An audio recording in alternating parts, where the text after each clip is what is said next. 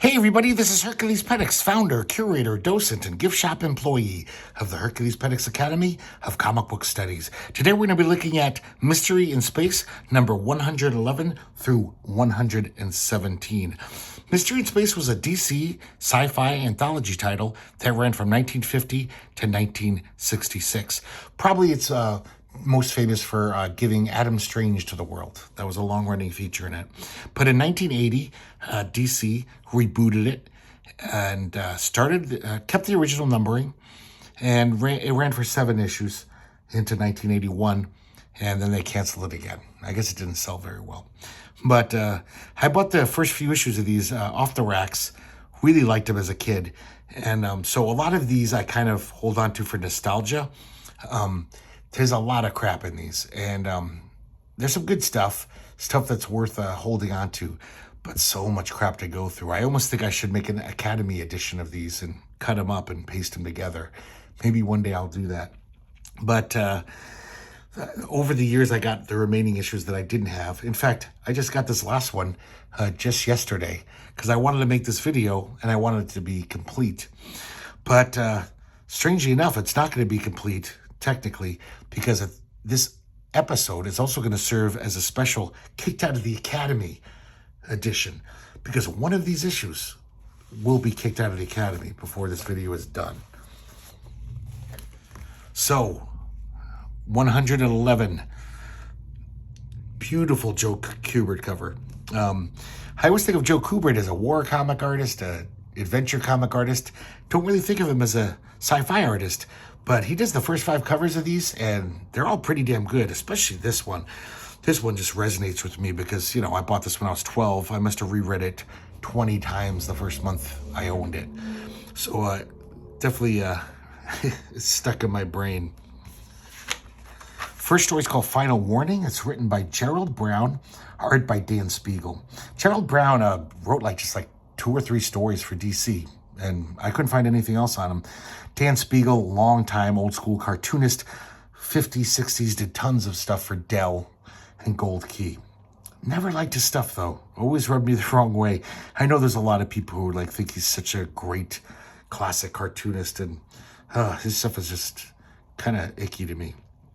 So we're on this alien planet. We see this diplomat from Earth. He's trying to get to this transmitter, and as soon as these aliens leave, he bolts for it so he can send his message to Earth.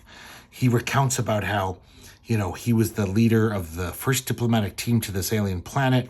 He came with his wife, son, and a bunch of other guys in the diplomatic crew. They were treated like royalty by the aliens, but over the next few days, he sees some disconcerting, suspicious things about these aliens, but nothing concrete. So he eventually transmits a speech back to Earth, advising to give this alien race all diplomatic privileges when they travel to Earth. As soon as he does that, the demeanor of these aliens change very quickly. They're very cold to him. They drop him off at his quarters. His wife and son are missing. He hears this explosion, and these alien soldiers come in looking for him. He flees. He discovers all the other Earthmen, including his wife and son, trapped in these blocks of ice. And so he ran through the sewers to get to the transmitting station. He concludes his message with, "Don't let these aliens approach Earth. Shoot them out of the sky like the dogs they are." And he reaches to press the transmission button, and these alien arms grab him. But he succeeds, and he stretches his arm and presses the button. And then we cut away to these 2 postal workers in the future. The message says postage due. One of them says, "Hotshot ambassadors can pay bills just like the rest of us, can't they?" "Certainly. Cancel the transmission." And they hit the return to sender. So these 2 bureaucrats are sticking it to the man. But what they don't realize is they're sticking it to all of humanity and the planet Earth. Wah, wah, wah. We have a nice little introduction page by Len Wein. He's the editor of Mystery in Space. Oh, this one's nice. Viewpoints. Written by Charlie Boatner and more importantly, art by Marshall Rogers. That was one of the main reasons I was thrilled to pick this up as a 12-year-old. I loved Marshall Rogers. I collected everything he did. And in 1980, he was kind of slowing down his production for DC. It was kind of a rare treat to see a Marshall Rogers comic. So it was really great to see this. Charlie Boatner was basically a fanzine guy. Like, he did all these weird, random, small press fanzine type things in the 70s, but he did do a few stories for DC here and there. So we start off in a prehistoric world. We see this giant bat creature attacking this cave woman, and this caveman is coming to her rescue. And then we realize that this is all being viewed by this robot 100,000 years in the future. And he's watching them through this like time-telled transport. So it's basically like a time machine, but it also has a viewer so he can look back throughout time. As the camera pulls out of his where he's living, this robot, we realize Earth is kind of like a beautiful paradise now. And that's because all the humans have long since been eradicated in the neutron wars. So without humans around to fuck up the Earth, it's gotten turned into a Garden of Eden again. So meanwhile, the robot's watching this transmission, and he sees himself in this prehistoric world. And then everything goes staticky. And then when it comes back on, he sees the caveman savagely attacking. And then the next scene he sees is him on his side as if he's deactivated or destroyed. So this robot's is very sentient. He has emotions, so he's freaking out. He's like going, "Oh no, I don't want to be, destroyed." So he decides to destroy the time machine, so it'll never happen. But in doing so, it actually activates the time machine, and he is sent back to that very point. Well, actually, it's a little earlier. And sorry about that. We see the caveman and his wife or mate and their child. They're checking the animal pit. And unfortunately, it's empty. Apparently, they're all starving. The wife is sick, and the husband's very worried because he knows that she needs food. And then that's when the robot pops up. The caveman gets down on his knees and starts praying to him like a god. And the robot doesn't really understand. He's just like, "Oh, now's my chance. I can bash his skull in before he destroys me." And as he moves to approach the caveman, he falls into the animal trap. The caveman pulls him out. And then he places his wife on the robot so she could rest. And just the fact that he pulled them out of the trap and that he's not scared by the robot, he's like, maybe I'll take a wait-and-see attitude on these humans. I'm kind of intrigued. He views that the father, he kills a small lizard. He doesn't eat any of it, gives it to his son and his wife. So he's kind of warming up to these humans. He's like, they have such a generosity.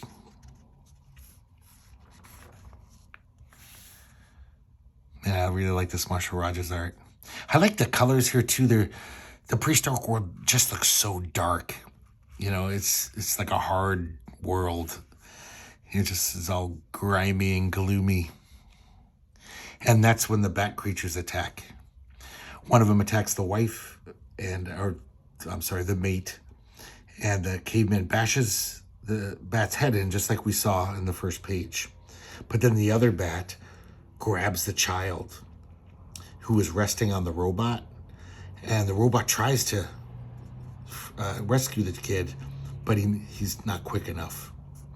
The father leaps up, grabs the bat thing by its wing. And basically that's the scene he saw on his transmitter. He fails though, and the bat flies away, and the robot feels terrible. He says, "I thought you would destroy me. Instead, I have destroyed your child. Forgive me." And then he throws himself on the ground in grief, like a little drama queen. And he just feels, he's never felt this before. He feels this guilt and this terror. So the cave people come back to check on the robot, and then right then he's automatically brought back to the 100,000 years in the future. and he takes the humans with him.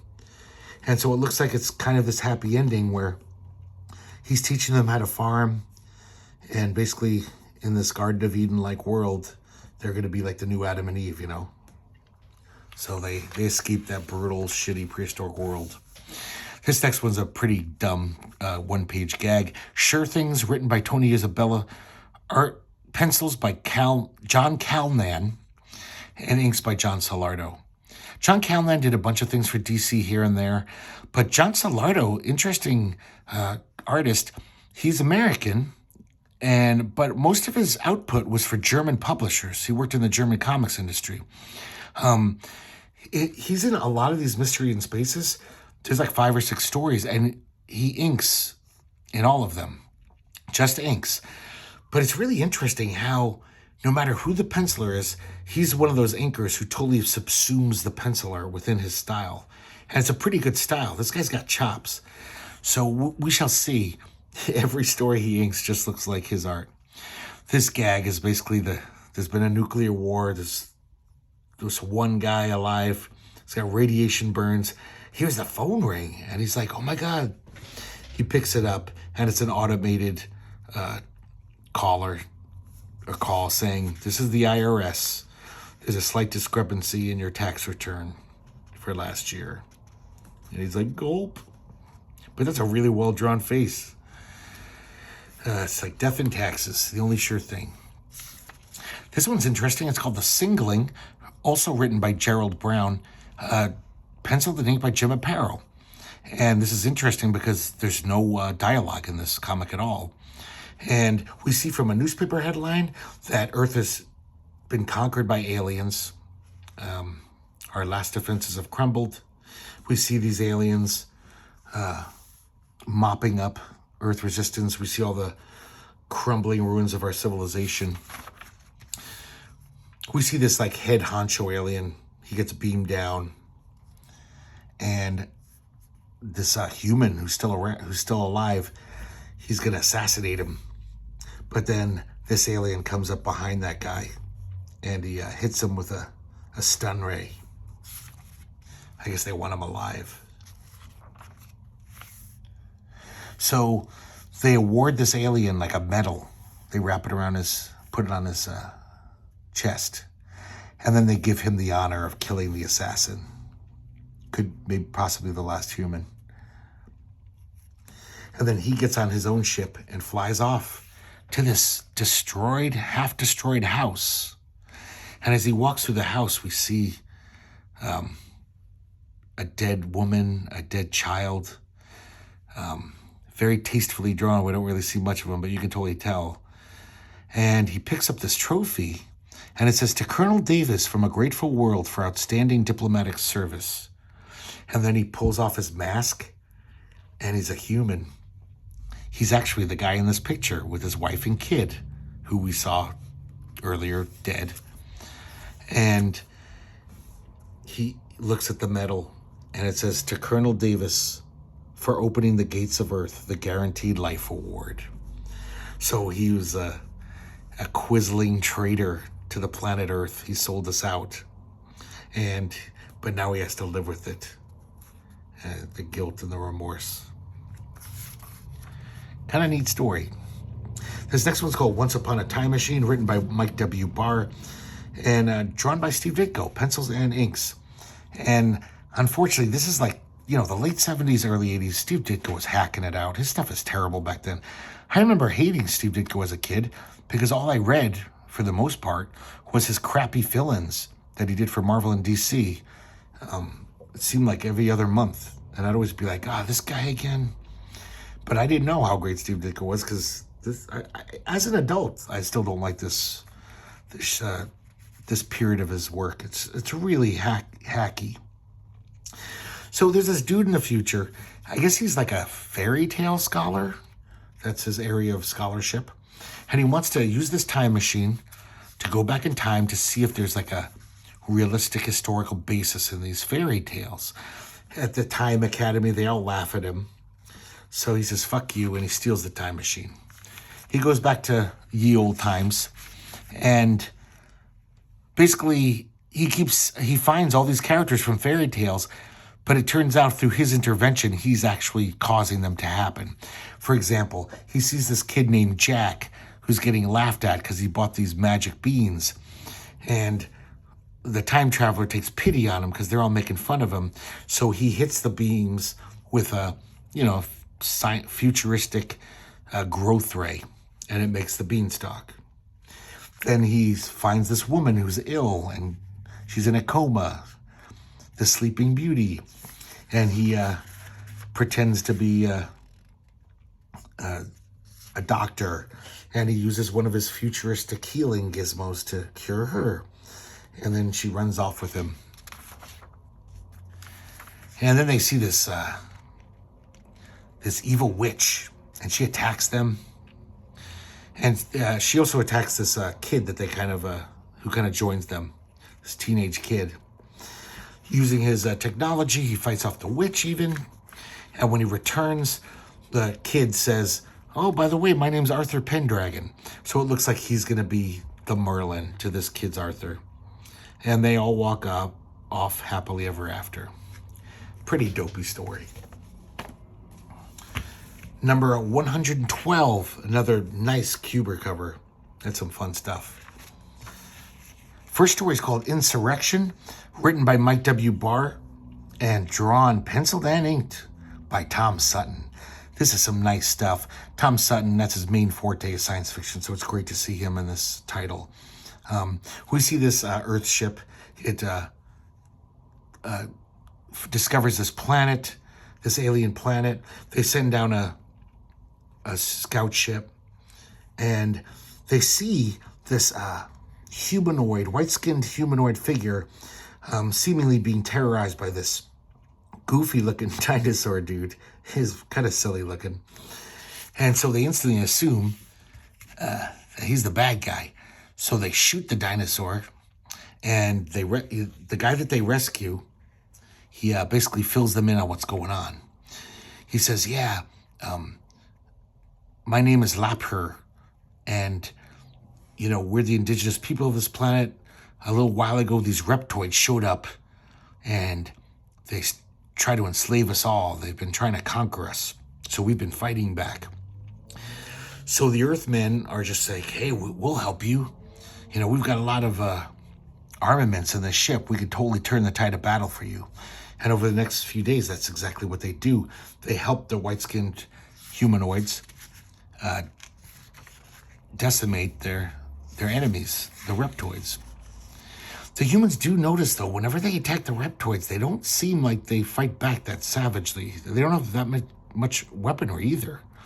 So they're kind of like, I don't know, it seems something's off about this, that this is this like world enslaving race, and yet they don't seem very good at fighting.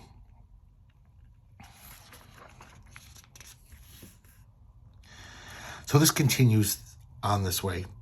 And then one of the Earthmen kind of grabs the captain, or not he's the captain of the shuttle. And he says, guys, we've been horribly wrong. I found out that the reptoids, they're the natives of this planet. The white-skinned humanoids, they came from outer space and have been trying to enslave these reptoids. And right then the humanoids show up. And they say, you've heard our plan. And they also inform them that during the attack on the planet, their starship was destroyed, was crippled.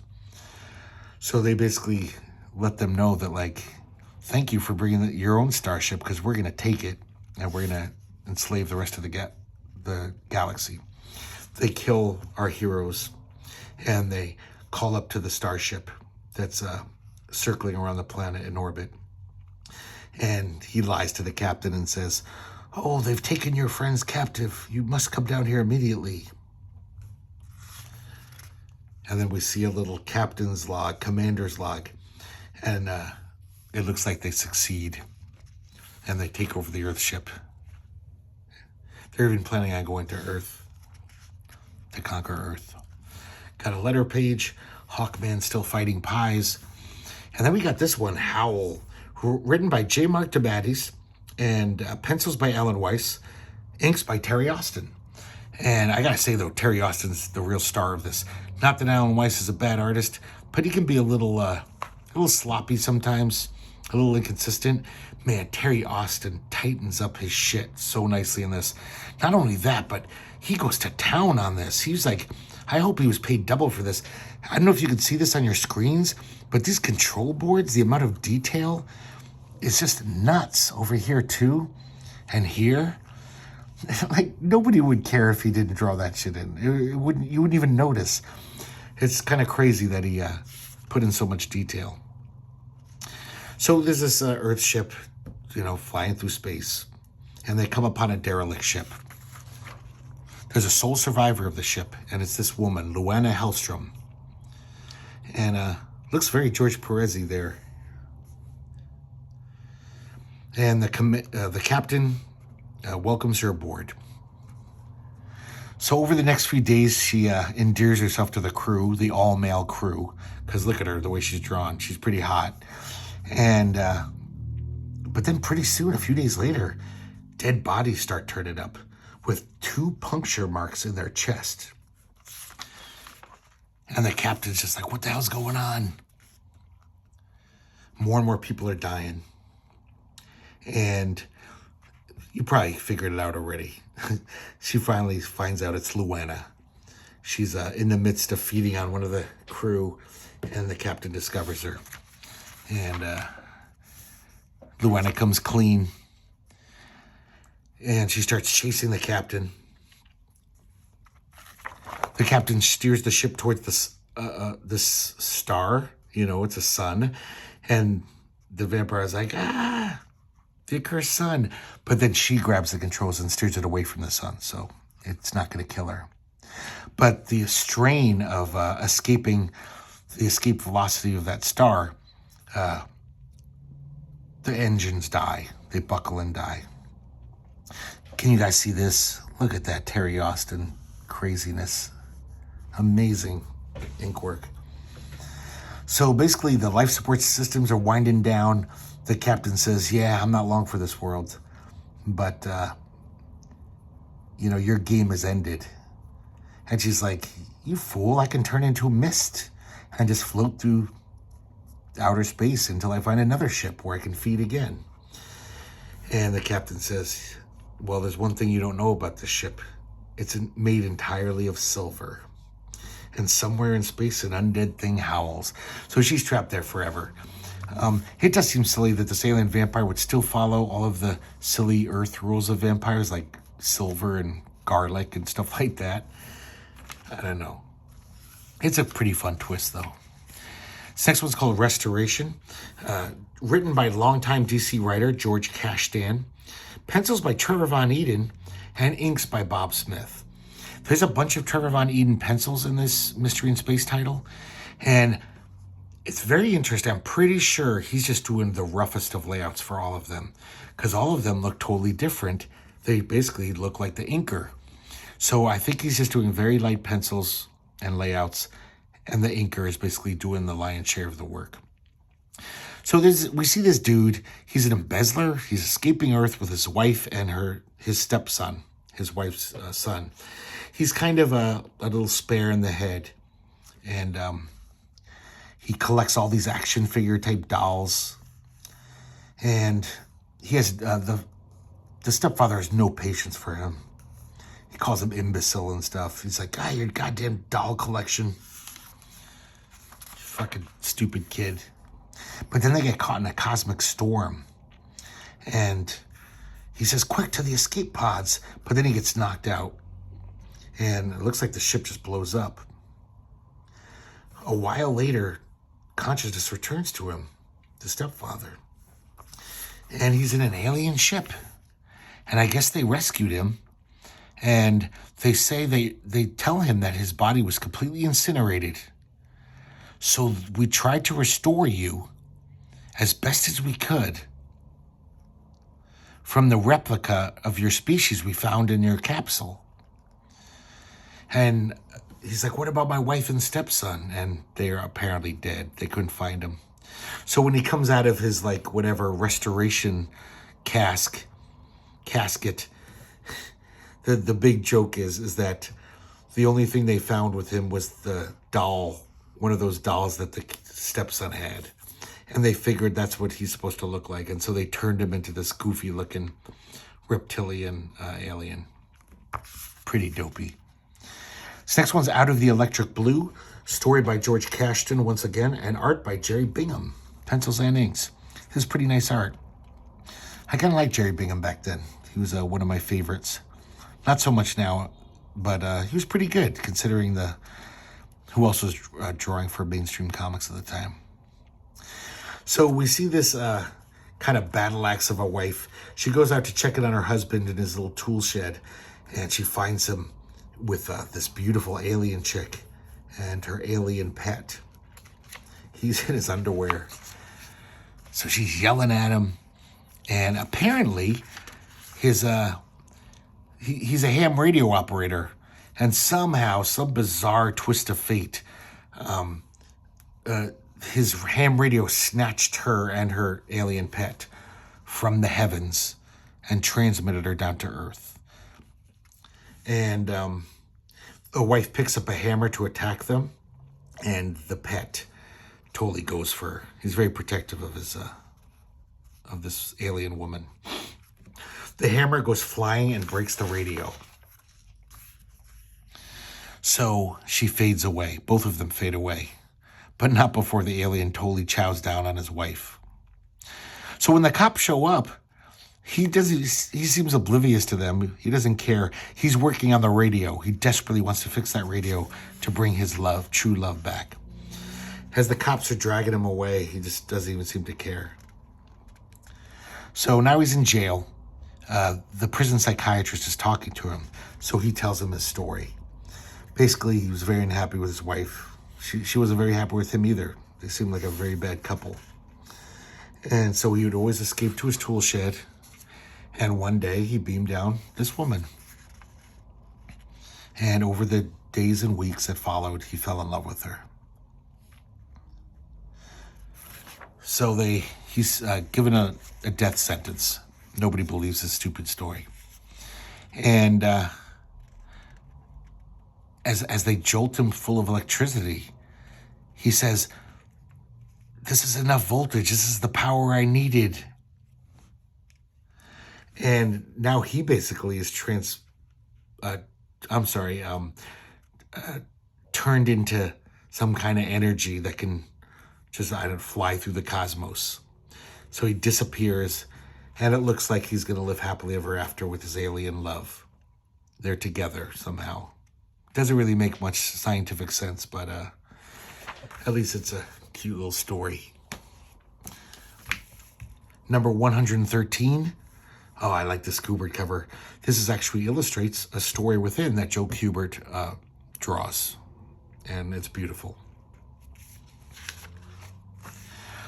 Oh, this is a treat. The first story, Trouble in Paradise. Story by George Cashton. Pencils by Michael Golden. Unfortunately, the inks are by Bob Wyacek, but it's still pretty damn nice. We see this ship from Earth. They're approaching this planet. It's so weird. This planet has this weird, rubbery shield to protect it. And you just kind of have to puncture it to approach the planet.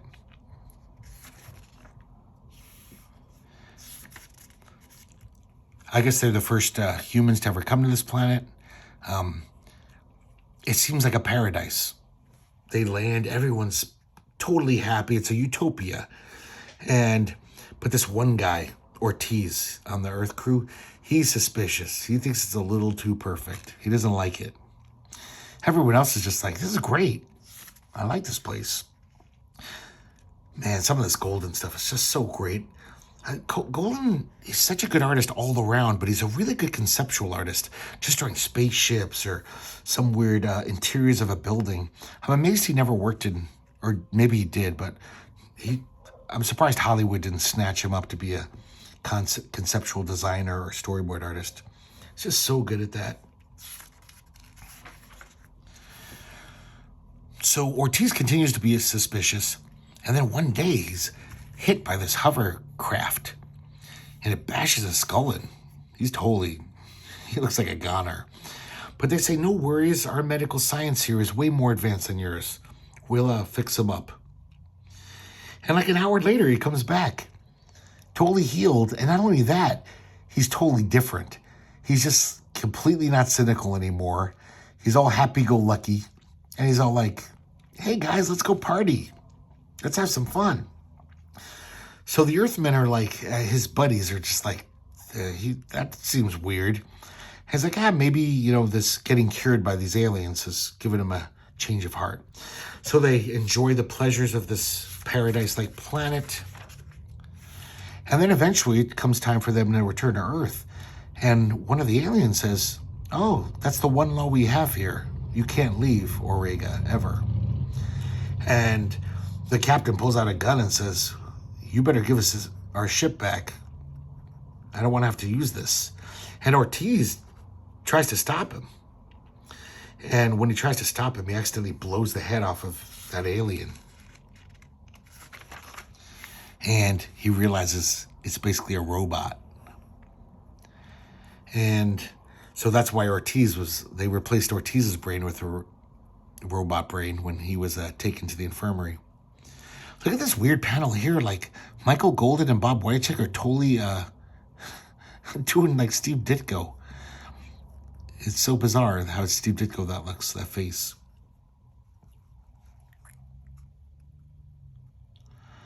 So basically Ortiz says, guys, you'll live forever. Once your brains decompose, they'll give you a robot brain and you'll just live in paradise. So I guess many years later, they're just happy robots making ads for Earth people to come to the planet. I guess they want to replenish their ranks. Some nice stuff. This one's called Passages, written by Len Wein, art by Joe Staten. This is almost like a bad poem. It's like, when the first rocket left Earth, the boy was 5, and too concerned with being 5 to think about the stars. And then we see him grow up. He keeps ignoring all these rockets. And then he's an old man. And it says, when the last rocket left Earth, it was too late. Not even the stars will wait forever. Pretty cheesy. Oh, this one's a stunner. The Eyes of the Beckett, written by J. Mark DeMatteis, and beautiful art by Jerry Grandinetti. This is some great stuff. We see this character here. He's General Kane Winsinger. And this guy has basically dedicated his life to war. He is he's risen up through the military ranks throughout his life. He just loves the thrill of battle. He has no morality about conquering people, conquering other races. And that's what he's doing as we start the story. These aliens are basically rising up against the tyranny of these Earth people who try to enslave them. And he's keeping them down. Shooting them down, more like it. Then all of a sudden, in the midst of the battle, he sees this weird alien creature and these giant eyes that seem to penetrate his very soul. And then all of a sudden, he blacks out. Look at this great sequence of panels showing him falling into unconsciousness. I love that sequence. That's some amazing stuff. So he basically wakes up in this intergalactic zoo. Just all these various alien creatures. And there's this one guy who's like an intermediary between the Beckett, those creatures, and everyone else. He can translate. And he basically says the Beckett just roam the universe, seeking out warriors, basically, who deep down in their subconscious want an end to this life of bloodshed. They might not even know it consciously, and they give them the chance. So, of course, he does not accept it, because consciously, he's just like, I love war. So finally, he realizes he can't break out of this place. I love on some of these panels his use of zipatone and different shading techniques, especially for the Beckett. It looks really good.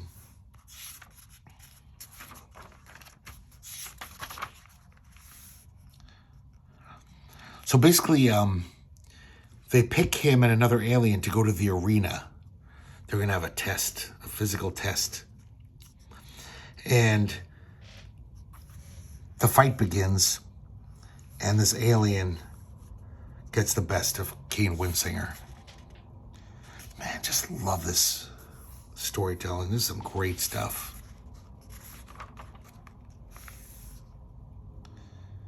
But then this alien, he spares Kane Winsinger's life, and he turns away. And Kane Winsinger grabs his gun and basically says, "Sucker," and shoots him in the back. And he's like, "I won." And that translator guy, he says, "No, you have not won. You've lost everything. You were totally wrong about the Beckett. You don't understand how this works. You wanted a chance for a life of peace. And by what you have just done, let me show you what you have thrown away for all time." And he shows him this beautiful paradise where all these dead warriors, including the guy he just shot, they all live in harmony, and it's just this blissful, nirvana. He says, "Now you must go back to your life. You have chosen freely." And he says, "Please, I understand now. Please let me stay." And he's crying. And then he kind of wakes up again in his own body, fighting these aliens. And he doesn't even remember what happened. But deep down in his soul, he feels the sorrow, and a lone tear slides down his cheek. While unseen by all, two black eyes hover, watching. Oh, I love this last panel with the zipatone used for design effect, all cut up like that. That's a nice panel. That's a cool story. I like that one. So here we go, guys. Gremlins. Written by Len Wein, but more importantly, penciled and inked by Joe Kubert. This is some beautiful Kubert stuff. Once again, 1980, Joe Kubert wasn't drawing many interiors at all. So this is a rare treat to get to see Joe Kubert not doing just a cover, So I guess this guy's in a spaceship. His partner has went out to do repairs a while ago and hasn't come back. So now he's going out looking for him, and he finds out the reason why his partner didn't come back. These gremlins start off coming up to him. And they're all clinging and tugging at him. They're even licking his space helmet. God, this looks so good. And then his lifeline breaks. He can't take the strain. So well drawn. But then he wakes up inside the spaceship. And he looks out and he sees the gremlins retrieving his buddy, bringing him back to the spaceship. And then they all float away.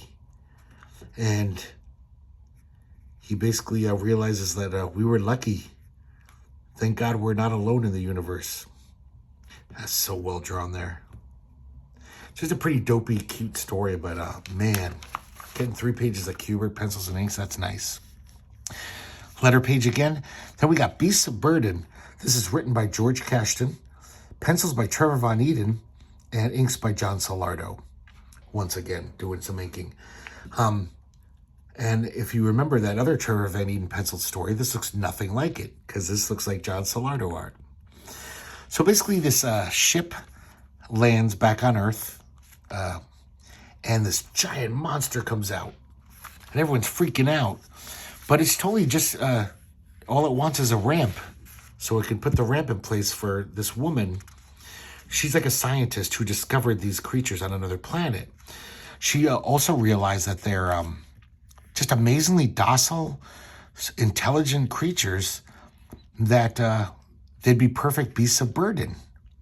Because robots are very expensive. So if they didn't have to make, millions of robots every year to take care of humans' needs, they could just use these things, which they just find on this other planet, and they'll breed them.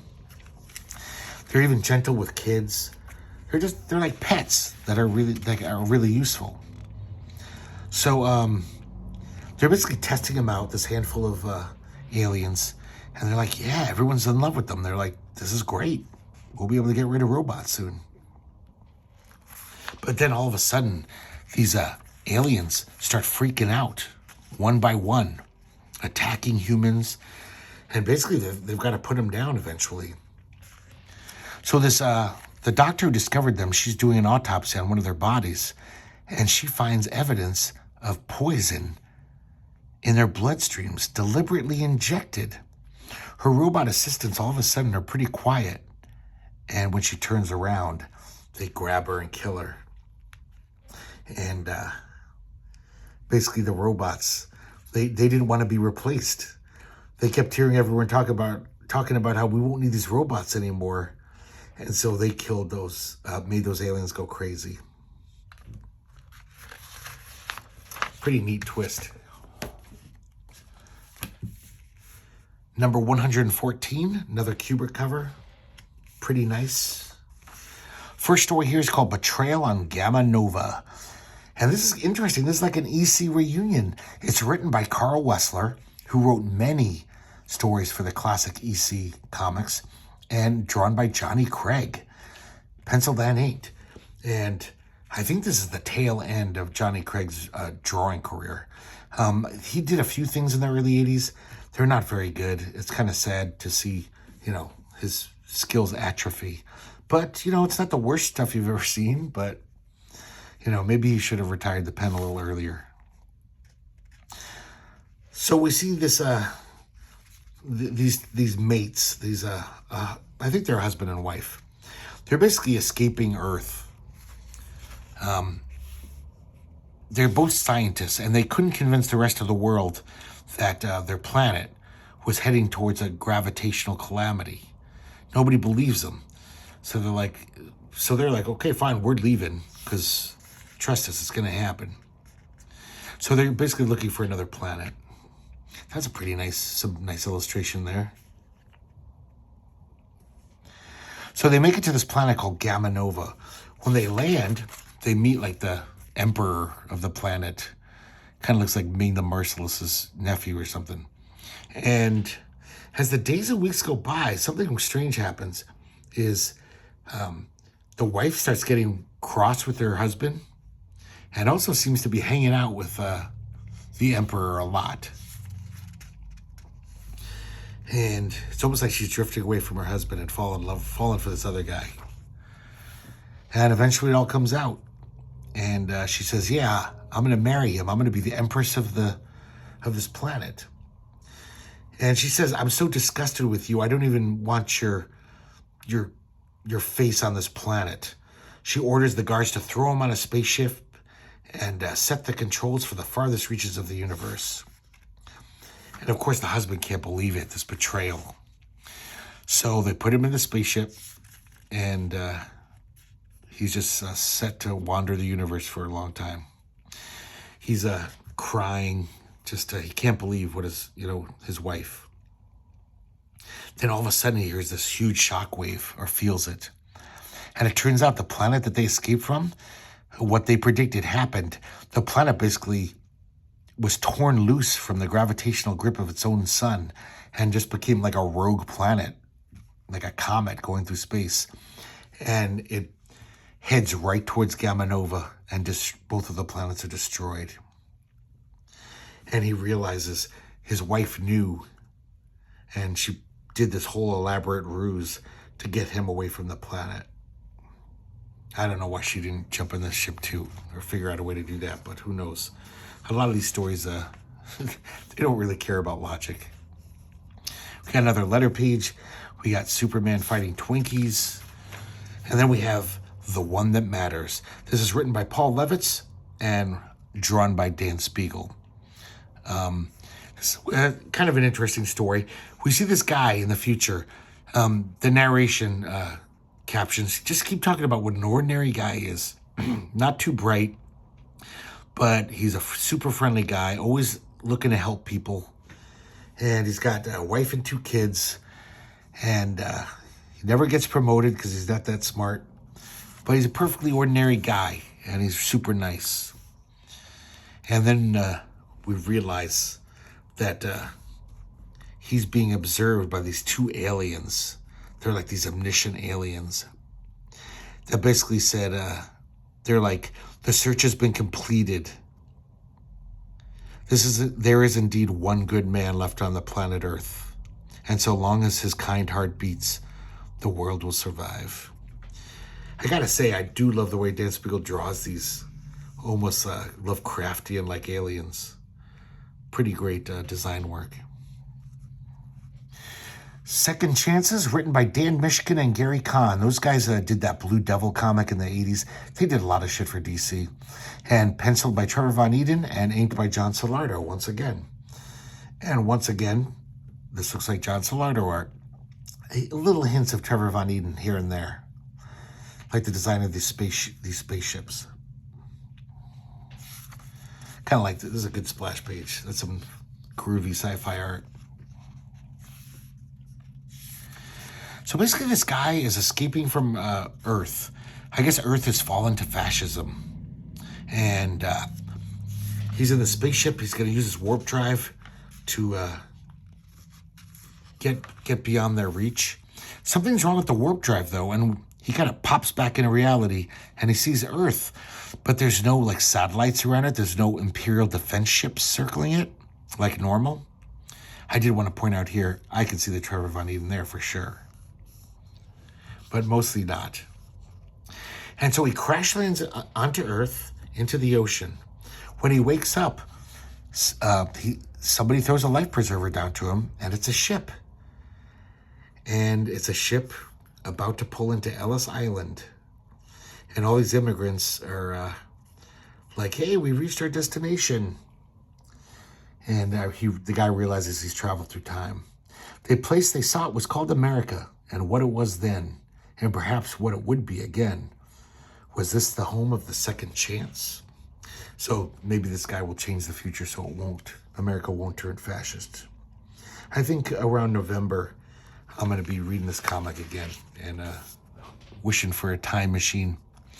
This next one's kind of interesting. It's called Battle Cry, story by Steve Skeets, who wasn't writing much comics in 1980. Art by Steve Ditko. So we see the future, and due to nuclear wars and stuff, humanity's been thrust back into barbarism. We see this one tribe of caveman types attacking another village for more possessions, more power. It's just a very brutal, warlike world. Now we flash back to just a few days before the nuclear annihilation, and we see these guys who are like, yep, we're almost dead. Earth's almost done. But one of them decides to leave like a time capsule for the future, for anyone who survives the apocalypse. And it has a tape recorder in it, and he basically records a message to the future. So now we see the cavemen find this tape recorder, and it starts playing, and the voice says, you must learn from our example. You must not do as we did. The ways of war are wrong. They'll just lead to your destruction. You must learn to love, he says. And these cavemen are so thrilled, like, this is sorcery to them. And they leave their cave inspired by the words, but they didn't even understand what the words were. They were just inspired by the intensity of the language. And so they go out to attack another village, and the whole time they're screaming, love, love, love, while they're killing their enemies. I love that ending. That's a pretty funny ending. Oh man, this one's sweet. Killing Time, written by Jerry Conway, art by Tom Yeats. So Tom Yeats was a youngin' back then. He probably just graduated from the Kubert School. And this is a beautifully drawn piece. So basically this guy Lohman goes back 100 years to assassinate Hitler. He's basically a very peace-loving man, but he loves peace so much, he, didn't want the Nazis to rule everything. So he shoots him with this laser rifle he brings back from the future. Brings back. Okay, I'm getting confused. So he's not very good with a rifle since he's a peace-loving man. So as soon as he kills Hitler, all these soldiers subdue him and they kill him. But what this dummy didn't figure is he brought a laser pistol back to 1933. And so, of course, the Nazis find it, and they use the technology to conquer the world. They win World War II, and they totally turn the rest of the world into the Fourth Reich, or the Third Reich. So now we're back in the future, and this old scientist is telling this guy, he's like, you know, you got to go back and kill that Lohman guy. He really fucked up. It's got some complicated time travel gobbledygook here, but it's all beautifully drawn by Tom Yeats. Look at this. How many comics were this well drawn in 1980 from Marvel and DC? So he sends him back to the past, to the same moment, right before Lohman kills Hitler. And he's going to kill Lohman. And this is when it gets neat. And he hears the voice of that old scientist. You know what you must do, Otto. You know what you must do, Evan. You know what you must do, Sergeant. You know what you must do, just multiplied. And we see all of these assassins, they're in the crosshairs of other assassins. Because obviously, every time they go back to fix time, they fuck it up even more. So they have to keep sending people back in time to correct the previous mistake. So it's just a really cool ending. Okay, we're up to number 115 now.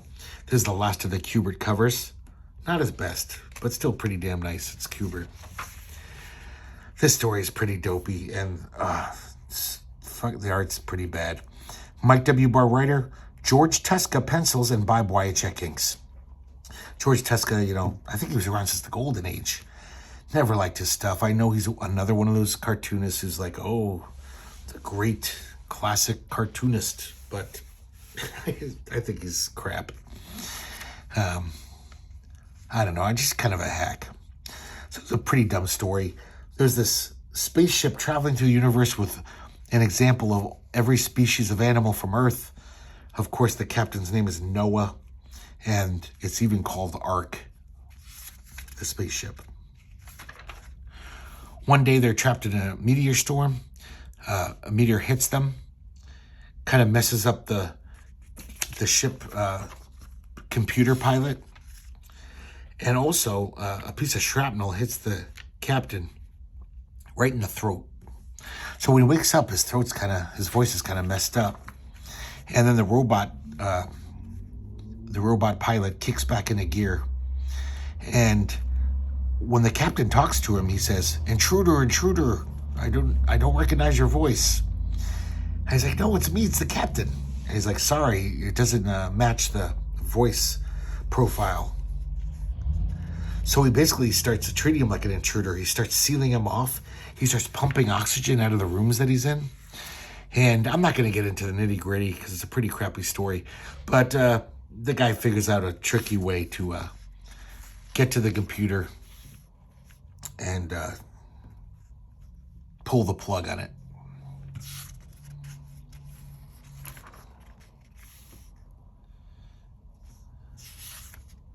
Man, look at this George Tuska art. Just, I don't know, just kind of listless.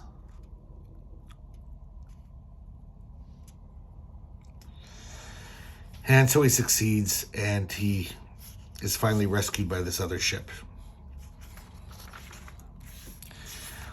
Letter page, The Flash versus Fruit Pies. This one's called The Planet of Loathing. It's written by Stephen Utley, who is actually, or maybe it's Utley. He's a real, well, not real. I mean, he's a science fiction author. He's done a bunch of books and short stories, and it's drawn by Steve Ditko. This is a really dumb story.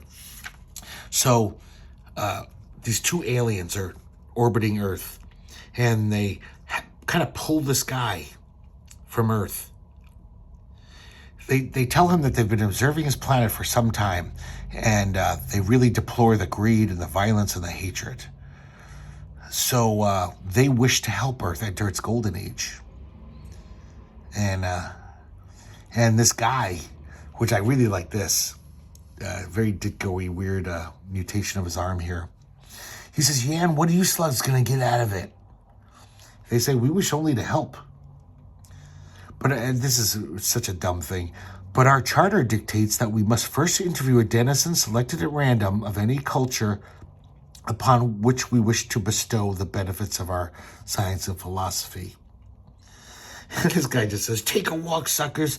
Compassion, nobility, that's garbage. Nobody does nothing for nobody down there, see? Don't bother with Earth. You hear me? And they're like, oh, wow, how could we make such a mistake? I guess we'll just leave. And then the stupid joke, the punchline, is it turns out the one guy they grabbed at random is a guy who's on death row, just about to go to the electric chair. So he's like the worst example of humanity. And that's it. Pretty dumb. So that panel's kind of fun. Steve did go warping this guy. This next one's called That Which Conquers All. It's written by John Ellis Seck. And I guess that guy did a bunch of other little DC backups and stuff like that. Artist is penciler is Greg LaRocque. And once again, inker John Solardo.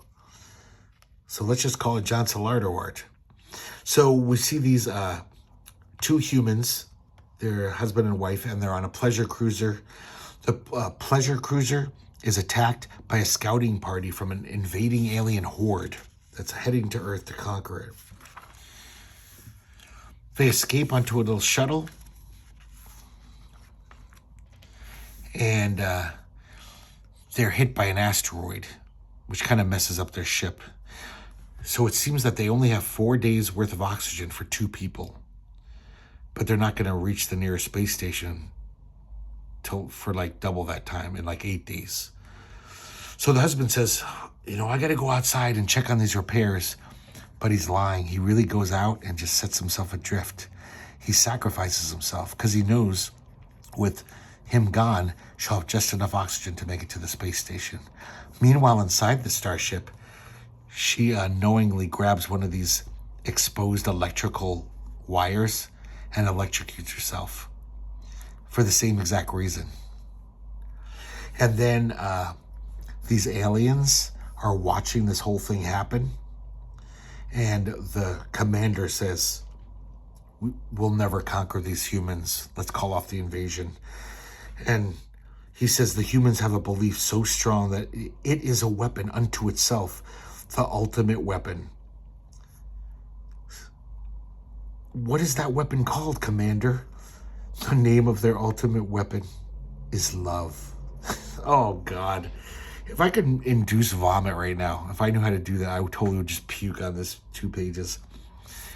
That is just so groan-worthy. But I like some of this John Solardo art, like that panel and this panel. Some good stuff. Ay, God, that's terrible. Okay, Diplomatic Immunity, written by David Alikis and penciled by Dennis Cohen and inked by John Solardo. Once again. David Alikis, he did a few things for like DC over the years, like some war comic backups and stuff. But I never saw that name before. So apparently this like powerful galactic union has contacted Earth and said, we want you to join us. Send your greatest diplomat. So it almost becomes like this contest, heads of religious leaders, super wealthy guys who are basically saying, I'll give $1 billion $1 for me to be voted in diplomat. Even like the Miss Omniverse, the winner of the beauty pageant, she figures her feminine wiles could come in handy. So it's everyone's fighting for it. Even this bodybuilder is like, I'm the perfect specimen of humanity. But then this guy shows up. I guess he's the most famous diplomat of all time. And there's no contest. They don't even have a vote. They just say, oh, you're it. You win. So he gets in a spaceship with his assistant and a crew, and he's heading to meet these aliens. His assistant has a cold, and he says, you mustn't infect others. You'll have to spend the whole trip in the quarantine chamber. This guy is a total vainglorious, strutting peacock. He's so full of himself. And this is all about his glory. So when he finally gets to the aliens, we meet the first alien, and he looks like this single-celled organism. pretty weird looking. And he totally walks right by the diplomat and goes to the quarantine chamber and lets the woman out. And the diplomat says, not her, she's the wrong one. And he's totally ignoring him. He's basically talking to her stomach. He says, is that primitive life form addressing me? He is, but never mind, I will deal with him. So it's the woman who was sick. She's got a stomach virus, and that's who this alien is talking to. And this virus in her stomach says, your race is too egotistical to realize the obvious, that we are the ruling species of Earth. We who feed on your bodies. We who your most advanced science cannot destroy. We the being known as viruses. And they walk off together. Such an odd little twist. Kind of like it, though. This next one is Certified Safe, written by a longtime DC writer, Arnold Drake. I think he co-created the Doom Patrol. And drawn by Brian Bolland, which is a nice treat. Brian Bolland, I think, had just started contributing work to American comics around this time. So basically we see this intergalactic war is just finished. Earth has won. The big hero of the war is returning to Earth, but the president of Earth is so conceited and doesn't want any of the glory, not to shine on him, that he sends this war hero, not this guy, sorry. He sends this war hero off on some bullshit mission that a young cadet could do. Man, look at this ball of dart. Just came out of the gate running, that guy. Even as early as Judge Dredd is fucking gorgeous. So this guy's pissed off. He just wanted to go back to Earth and rest. But no, he's got to go to this planet and survey it, basically. And he sees this, pool of, it almost looks like oil or something. This goop. Like tar. And all of a sudden, the tar coalesces into this alien and attacks him. Look at that panel. That's just great stuff. And then he shoots it, and it turns back into a little puddle. So he looks back, and he sees the alien is reformed. And this time, he attacks the guy and kills him. Another amazing panel there. Then some hours later, the president and his flunky arrive on the planet, and they're going to do some kind of photo shoot with the war hero. And they notice the puddle of tar, and they take a sample. And little do they know that behind their backs, it's coalescing again into this scary creature, and it's going to eat them. So pretty dumb story, but, God, getting some early Brian Bolland artwork. I don't know if that's ever been reprinted anywhere. So we have a new cover artist, Jim Starlin, at least for this issue. Pretty snappy cover there. So the first story of this issue is Cold Hands, Warm Hearts, written by J.M. DeMatteis and art by Johnny Craig. Kind of sad. Once again, very kind of lackluster art. So this takes place on a robot planet. And we see this one robot kind of fighting his way to make it inside the Prime Council chamber where the robot ruler resides. He basically says, you have to listen to me. Too many lives hang in the balance. And the ruler just slugs him, says, I find your touch distasteful. So this one robot, he takes off his faceplate. He's a human. And he basically explains himself. He says that, basically gives a little history lesson, how there was a golden age on Earth. Robots did all of the hard work. Humans basically had this utopian life of just leisure and enjoying themselves.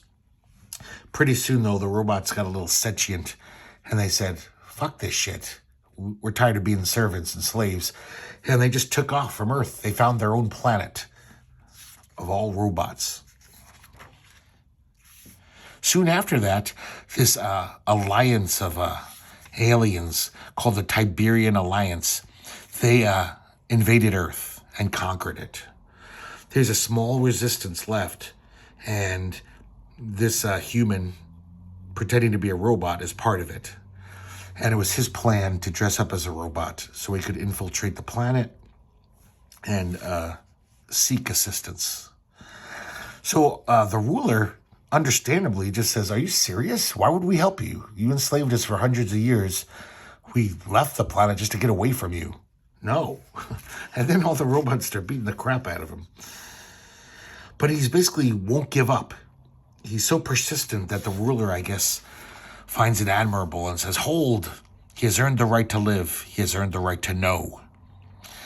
And this ruler takes off their faceplate, and basically we realize she's like an android. They all are on this planet. They're like half human, half robot. She explains that robots were too expensive to make from scratch. It was way cheaper to build a robotoid from a humanoid foundation. So the authorities rounded up all the undesirables and so-called inferiors and turned them into these androids so they could all be servants. So everyone on the planet isn't actually a robot. And then the Earth guy takes off a mask. He's got another mask on, and he's actually a robot from the Tiberian Alliance. And he says, "That's what I wanted to know, basically. Because our job is to wipe out any non-mechanized life from the universe. And since you guys aren't robots that are pretty much humanoid, he self-destructs. And it's basically, there's a bomb within him that has the power of 1,000,000 suns exploding. So the whole planet is destroyed." Pretty crazy, convoluted story there. But kind of interesting. We got a letter page. We got Aquaman fighting pies. And then we have Burnt Offerings, written by Mike W. Barr and art by Jose Delbo. Man, I never understood how Jose Delbo got so much work at DC in the 70s. Every time I bought a comic as a kid and he was in it, I would just groan. His art is it's fucking ponderous. That's what his art is. It's, he's still bad in 1980. It's, yeah, he was I don't get it. So this is a really weird, dumb story, and I have a feeling it's because it's based on the cover art. I think this was one of those instances where an artist turned in a really cool image, and the editor said, "Write a story around this." So there's this planet of like skeleton people. I don't know how they live. They're just made of bones, and they're called the Skellon. And I guess the Skellon has hatched some plan where he took an Earthship, and then he's sent out a distress call. But his ship is coated in this flesh-eating radiation. And basically when the Earthmen come to rescue him, this flesh-eating radiation will spread throughout all of the humanoid worlds and kill everyone. But his ship is having problems. So he has to crash land on this primitive planet. And the inhabitants there worship him as a god. And we see the cover image, almost like traced by Jose Delbo.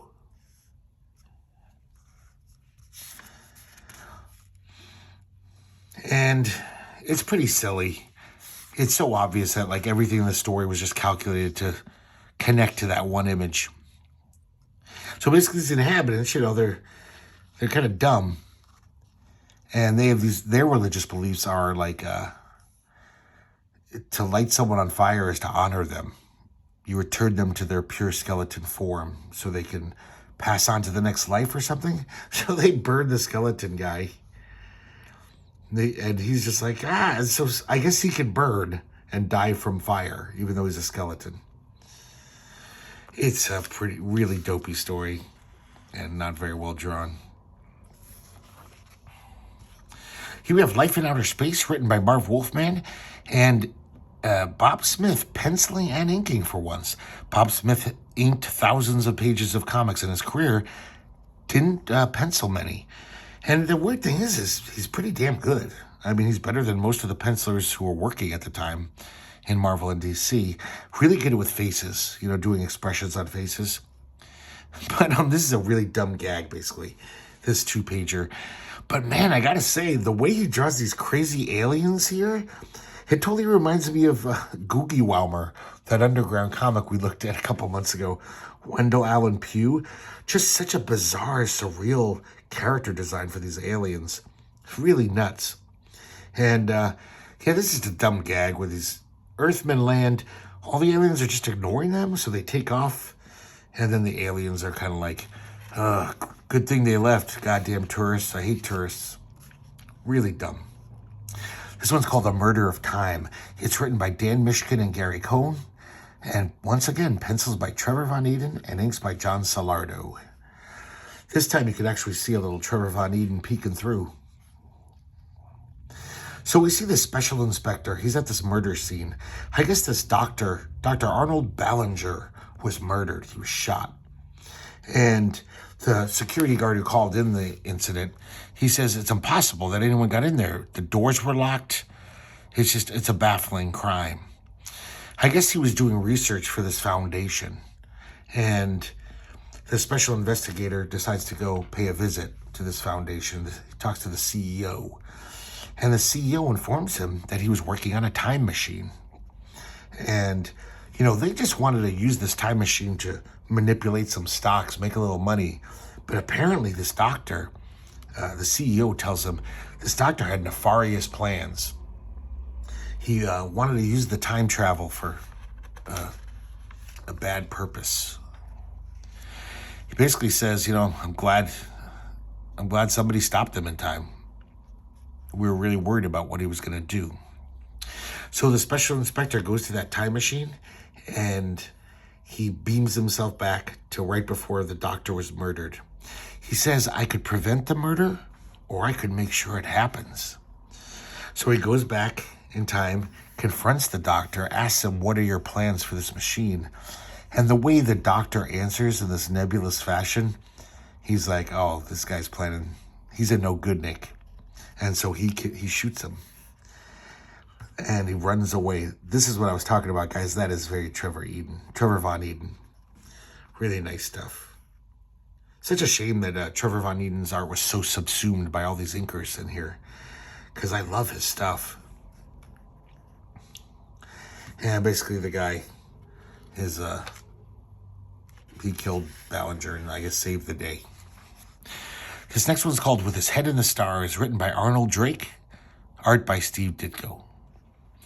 And basically the world is united under this one fascist leader, this guy.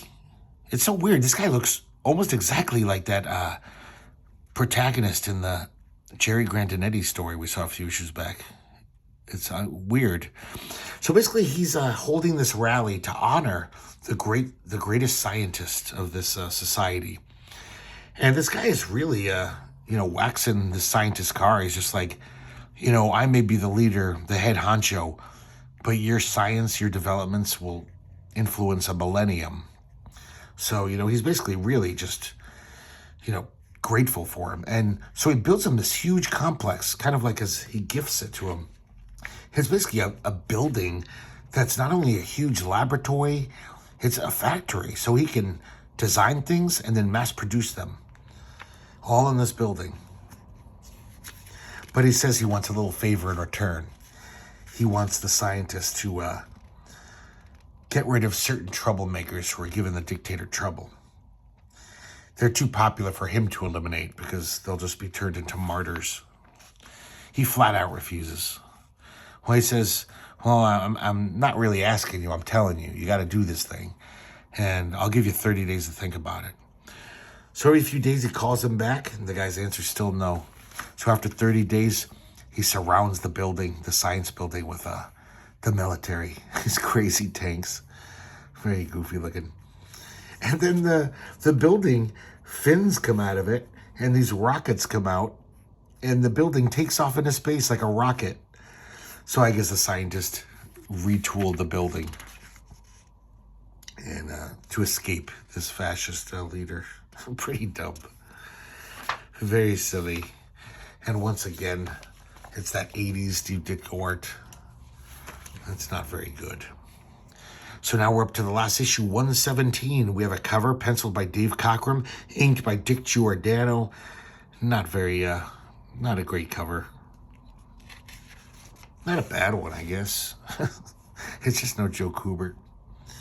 So this first story is called The Lazarus Fire, written by J.M. DeMatteis, pencils by Carmine Infantino, and inks by Jerry Ordway. This was kind of a special treat back then. Carmine Infantino wasn't drawing much for DC. He was pretty much working at Warren and Marvel.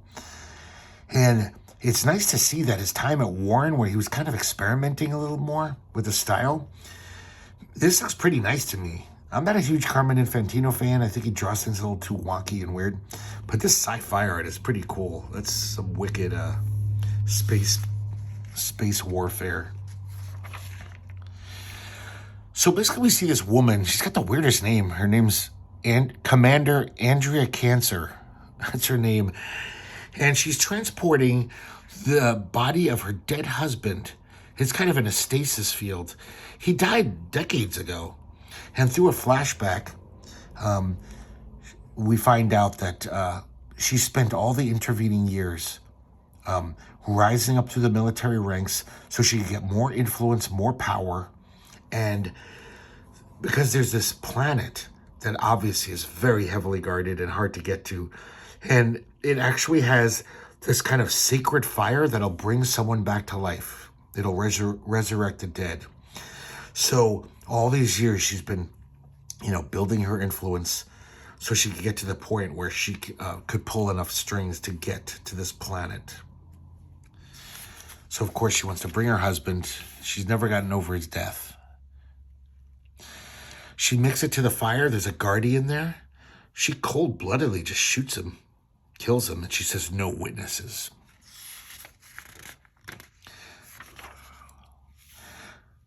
And then she walks her husband through the fire. This is kind of groovy here. So this is like the spirit realm. So she's talking to her husband. And I kind of like this crazy groovy effect. It's kind of neat looking. And basically, she's thrilled to see her husband or talk to him again. And he's just like, "You're not the woman I used to know. I can't be with this woman. You cold-bloodedly killed that guardian. The woman I once loved would never have done something like that." And he basically says, "You have to prove yourself to me. I want you to resurrect that guardian that you just killed." So she does. And she basically trades her life for his.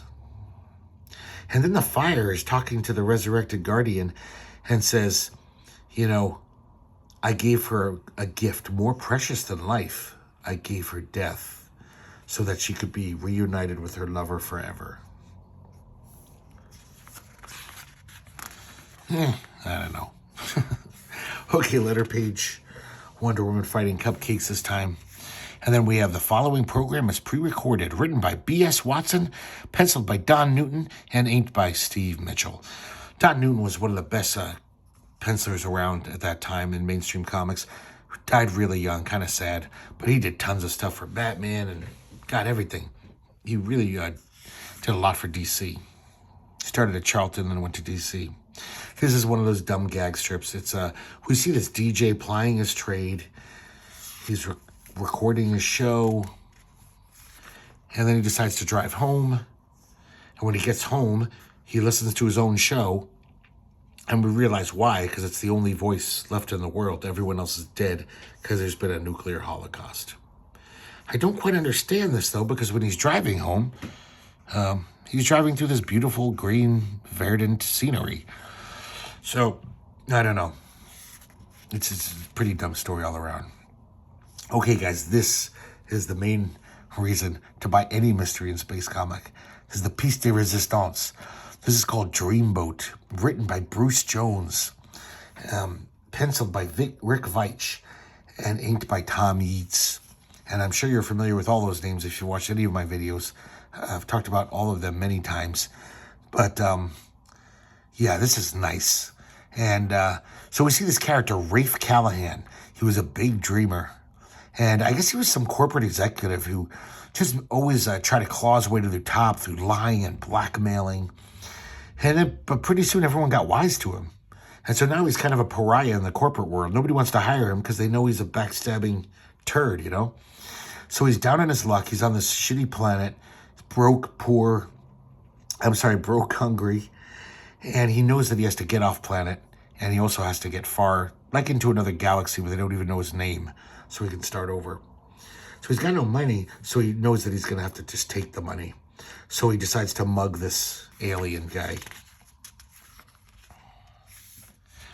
And he does, and he succeeds. Man, this is some really nice art. Love that face there. Very Bernie Wrightson-ish. So it turns out the guy's loaded. Not only that, the guy owns his own spaceship. So he figures out how to use the alien controls, and he flies off into space. Pretty soon the hyperdrive blows out. And because he can't read the repair manual, he's having a hard time fixing the ship. So eventually he's running out of oxygen. So he hits the distress beacon so he can get picked up in 3 or 4 days, because he's going to die unless someone comes rescue him. So in the meantime, he's bored. He just starts pressing buttons, which is a pretty dumb thing to do on a starship. But he presses this one button, and all of a sudden he looks up, and there's this giant starship in front of him. So he gets in a spacesuit, and he goes over to check it out. It's kind of half finished, almost like it was abandoned before it was finished. So he's exploring through it, and then he takes a little nap at one point. And when he wakes up, all these things that were missing on the ship are there. All these things he kind of wished that were there. He was like, yeah, there's no computer banks in here. When he wakes up, they're there. And he finds this amazing engine, this incredible reactor, where basically he could, outrun any of these the Federation ships. This is like the best engine in the galaxy. This is like greased lightning. And then he thinks to himself, man, if I only had some armaments, some laser banks, I could take over a solar system. And then all of a sudden, he finds this munitions area, and it is loaded with every kind of weapon you could ever want. Just wanted to point out some of this great illustration, almost like Fleagle Gang stuff. These guys were obviously fans of EC. And so he's sitting pretty, he's loving it. But then he realizes, oh man, that little ship I just, left, the distress beacon is still beaming out to the stars. I don't want them to come now. So he also realizes his fingerprints are all over the ship. So he destroys it with one of his fancy new laser cannons. But then all of a sudden, he can't reach for the controls. His hand passes right through them. He falls through his chair as if it's a material. And then all of a sudden, everything starts to fade out. And also the oxygen starts leaking out into space because the walls are, evaporating. So he runs to try to get to the spacesuit. But unfortunately, the ship is so huge, he doesn't have time to make it. And he realizes that basically that green button he pressed in that little ship, that was some kind of rescue mechanism where if you were in trouble, it would make you a ship. But the power source was that little ship. So when he destroyed it, this other ship started to evaporate.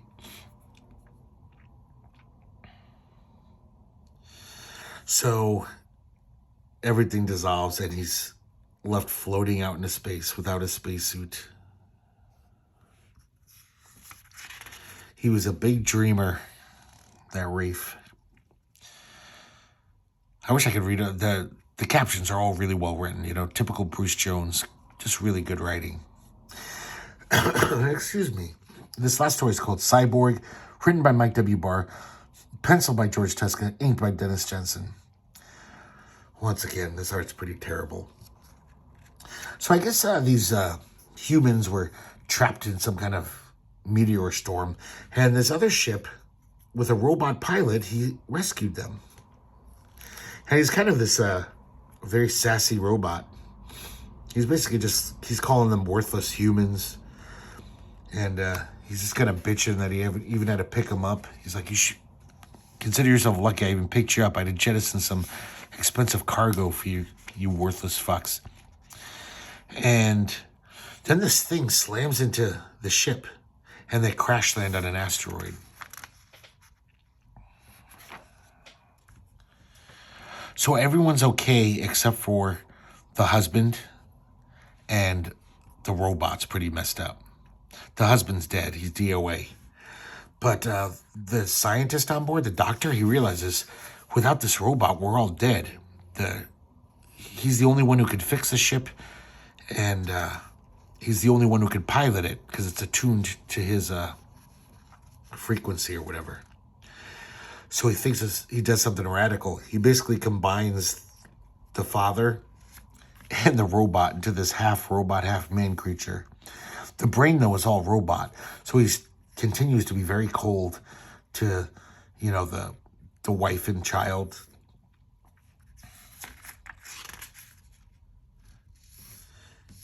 He just doesn't get it. He's like, I'm a machine. I'm just doing what I'm supposed to do. So then this scary creature comes down and grabs the half-man robot.